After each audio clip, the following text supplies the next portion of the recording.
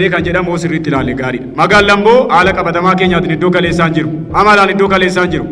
Miidhaginaan iddoo kaleessaan jiru. Ilaalchaan iddoo kaleessaan jiru. Sochii diinagdee isaatiin iddoo kaleessaan jiru.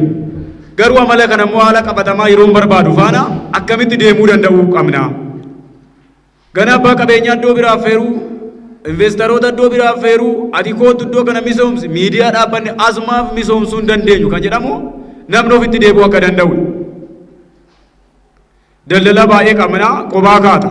Rakkoon kan ta'e jechuudha. Namni qobaa kaata. Abbaan qabeenyaa isaa ta'u qobaa kaata. Keessa miini barree gaddaa bite barana isa cimtaa. Abbaan ta'e immoo gatii madaalawaadhaan otoonni waggaa tokko teessisu mi'a ta'e waggaa tiggisee ja'a torba fidee fixeerachaa. Kanaaf hawaasa kana jiraanna qabeenyi keenya hawaasa kana daldalli keenya hawaasa kana hawaasa kana miidhagna waan ta'eef daballii tokko tokko irratti of eeggannoo guddaa akka gootan akka hin gaggeessine isin jechuu barbaadetan kiraa manaarraa kaasee of eeggannoo akka godhu